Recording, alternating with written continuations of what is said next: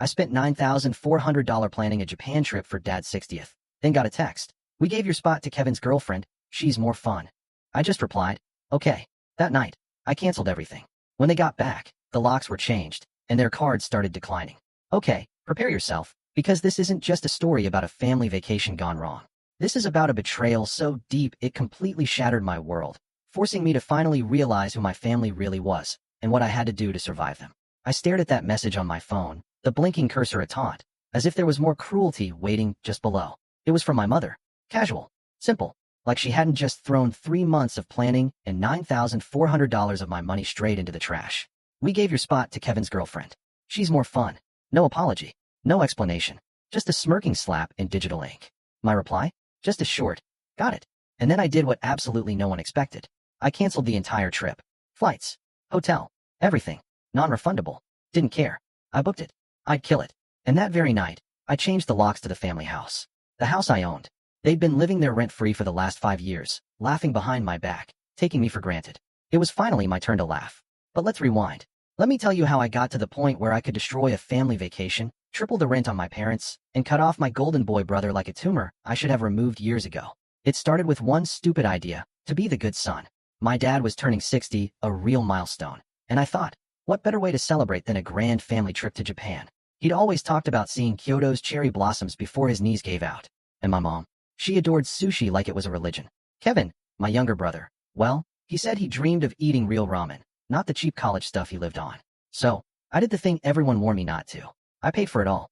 Over $9,000 for flights, hotels, bullet train passes, even restaurant reservations. I coordinated the entire itinerary between my work deadlines, spent weekends calculating hotel proximity to shrines and shops, comparing ticket prices. I even upgraded their flights to premium economy. I didn't care about luxury for myself. I booked myself a budget seat, a small room in Osaka, because I thought this was what love looked like. This was how I showed them I cared. But Kevin always finds a way to remind me who I am in this family. Not the favorite, not the fun one, just the guy who pays. So when I saw that text, we gave your spot to Kevin's girlfriend. She's more fun. It wasn't shock I felt. It was a cold, hard clarity. And clarity? That's dangerous in the hands of someone who's been used for too long. They always thought I'd stay quiet. Until I didn't. It started with guilt. That's how they hook you. Not with love, not even with obligation, just guilt. My parents never asked me to pay for things directly. No, they preferred subtle tactics. Kevin's doing his best, but it's so hard for young people these days.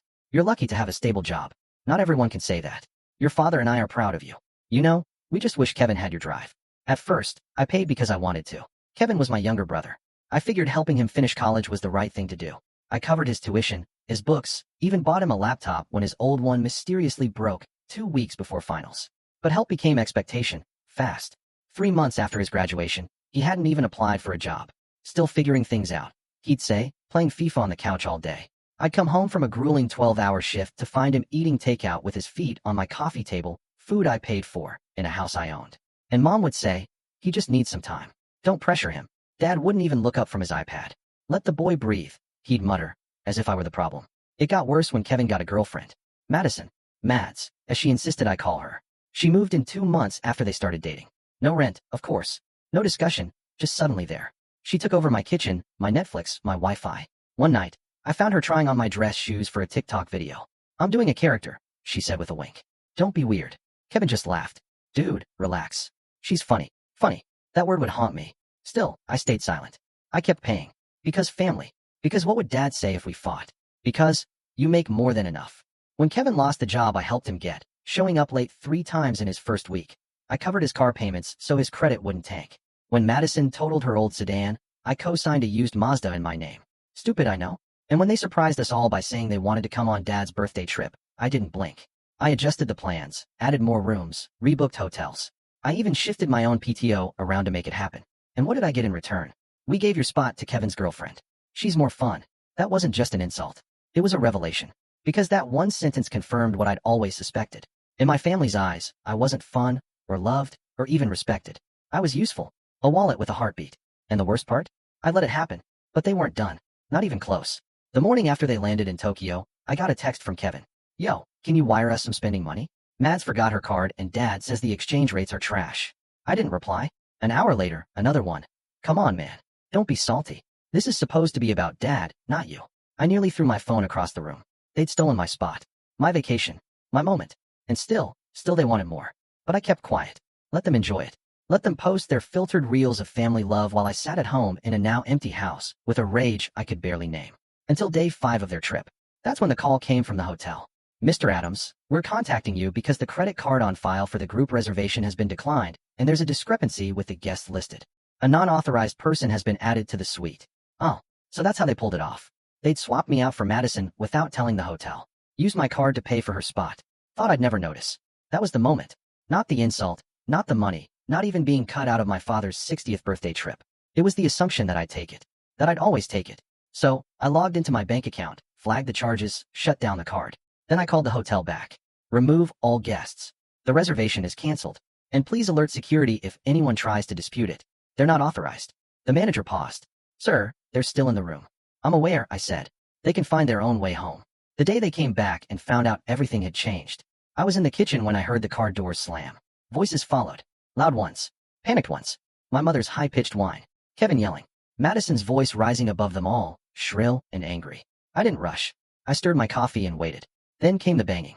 Boom, boom, boom. Open the door. Kevin's voice. We know you're in there. I walked to the front entrance, coffee still in hand. Peeped through the peephole. There they were. All three. Red-faced. Disheveled. Luggage in a pile on the porch. Madison was barefoot for some reason. I unlocked the deadbolt. Opened the door just enough to meet their eyes. What happened to our keys? Kevin demanded, his voice laced with confusion and anger. I sipped my coffee. Oh, you mean the ones I had rekeyed? They don't work anymore. Seriously, man? He snapped. Are you serious right now? I nodded, calm. Dead serious. Mom pushed past him, looking haggard. We just got off a 14-hour flight. We're exhausted, hungry. You're trespassing, I said flatly. This is private property. You're joking. Madison cut in, her voice sharp and mocking. You're actually locking out your own family? I stared at her for a second too long, then said flatly, you're not my family. Her jaw dropped. Kevin turned to me, eyes wide. Okay, wow, this is messed up. We were stranded in Osaka with no money, no hotel, no Wi-Fi. Do you have any idea what that was like? Must have been tough, I said. Imagine being stuck in a foreign country on someone else's dime. Oh wait, that's what you did. Kevin's face flushed crimson. You humiliated us. You canceled everything. We couldn't even get a cab to the airport. They froze the cards. They froze everything. Yeah, I said, folding my arms. That tends to happen when you commit credit card fraud. Mom gasped. Fraud? Oh, don't be dramatic. I held up my phone, screen glowing with a paused screenshot from the hotel manager's email. Unauthorized guest. Charges disputed. Kevin, did you or did you not add Madison to the suite using my name? He opened his mouth, closed it, looked at Madison. She just shrugged. I stepped aside and let them see into the house. Not that there was much left. The couch was gone. Dining table gone. All the furniture they used to lounge on like they owned the place. Donated. The walls were bare. I'd cleared out everything they touched. You emptied the house. Mom said, stepping forward. Correction, I said. My house. Kevin clenched his fists. You lived here for years without paying rent, I added. Without contributing. Without respect. Mom's face contorted. We're your family. This is disgusting. You're punishing us for one mistake. I laughed once. A sharp, bitter sound. One mistake? You stole my vacation. Used my credit. Threw me out of my own plans for my father's birthday because I wasn't fun enough. Do you even hear yourselves? You're being petty, Madison said, rolling her eyes. You're mad because we had a better time without you. That's when I stepped fully outside. Closed the door behind me. You think this is about Japan?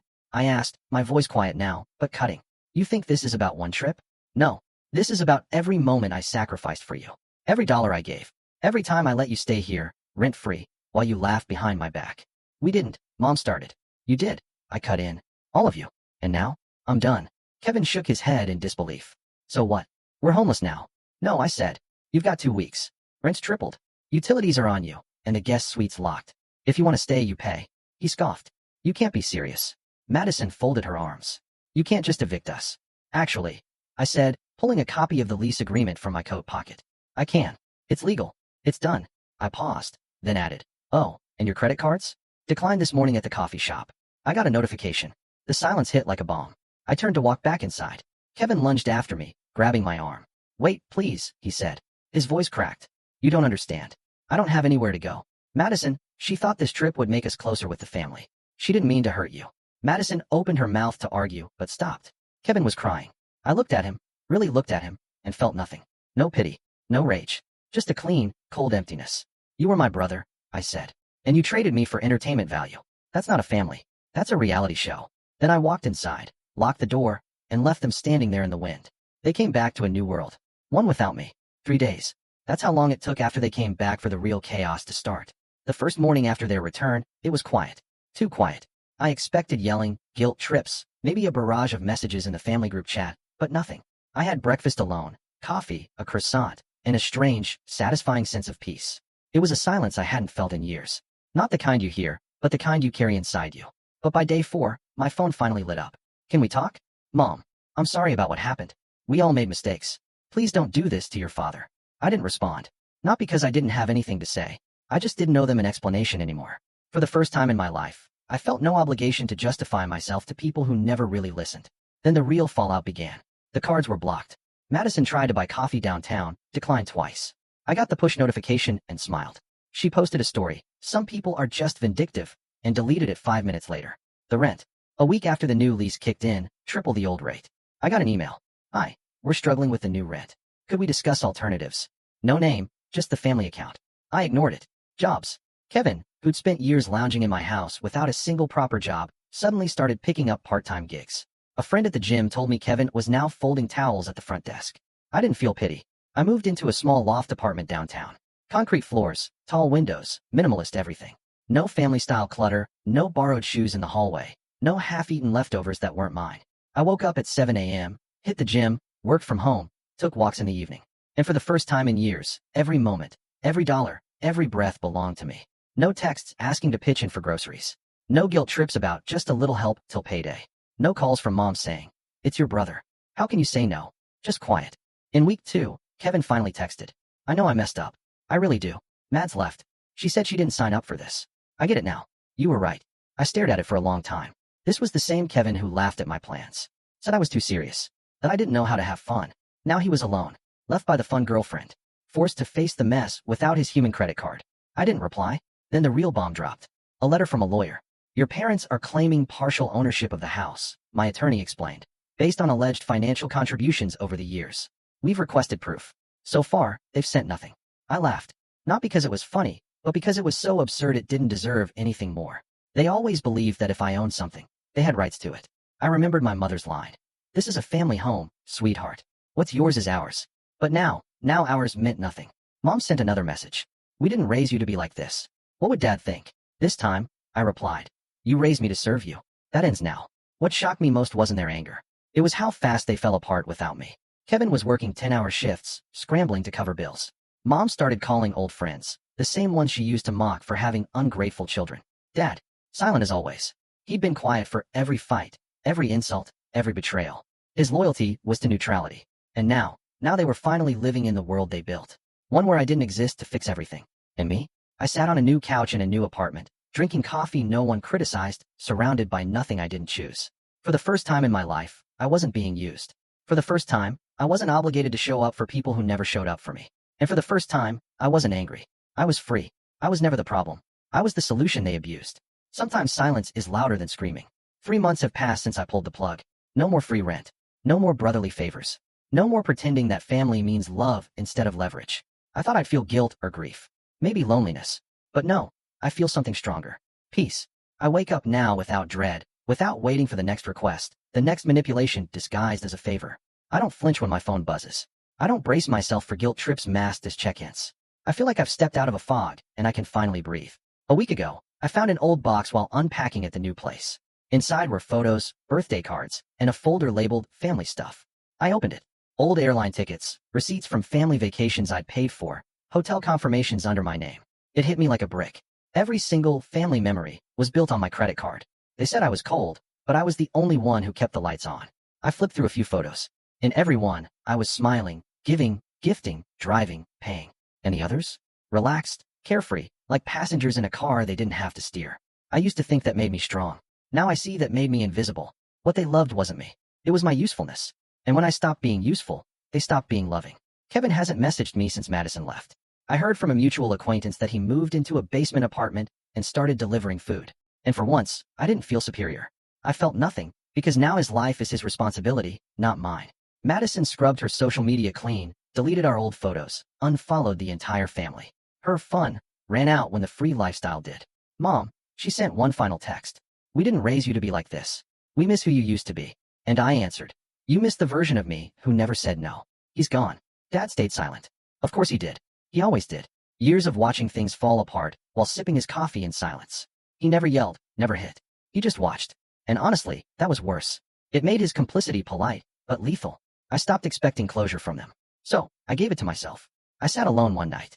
No TV, no phone, just me and a glass of wine, watching the lights outside flicker on in other apartments. For the first time in years, the quiet didn't feel empty. It felt earned. That night, I wrote something on a sticky note and stuck it on my mirror. I owe no one more than I owe myself. And every morning since, I've read it like a prayer. Funny thing, the people who once drained me now call me distant. They say I changed. You bet I did.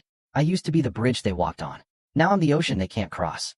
A few days ago, Kevin's ex, Lisa, sent me a message. We barely spoke back when they were together, but she'd always been kind, quiet.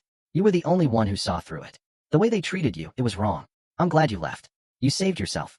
It hit me harder than it should have, because I'd started to believe that maybe I was the problem. Lisa reminded me I wasn't crazy. I was just the first to wake up. I used to think walking away was selfish. Now I know it's self-preservation. They taught me that love comes with sacrifice, but never their sacrifice. Only mine. They call me cruel. I call it clarity. They call me heartless. I call it healing. They call me selfish. But only after I stopped being theirs. And now the best part? I don't hate them. I don't wish them pain. I just don't owe them anything anymore. And that freedom, it's like breathing for the first time. Next week I'm flying to Iceland. Solo trip. I've always wanted to see the Northern Lights. Never went because there was always someone else's emergency, someone else's drama, someone else's vacation at my expense. But not anymore. This time I'll go for me. And when I'm standing under that glowing sky and the freezing air, thousands of miles from everything I used to carry, I'll finally say it out loud. I am not your safety net. I am not your plan B. I am not your bank, your backup, or your fool. I am me. And for the first time in my life, that's enough.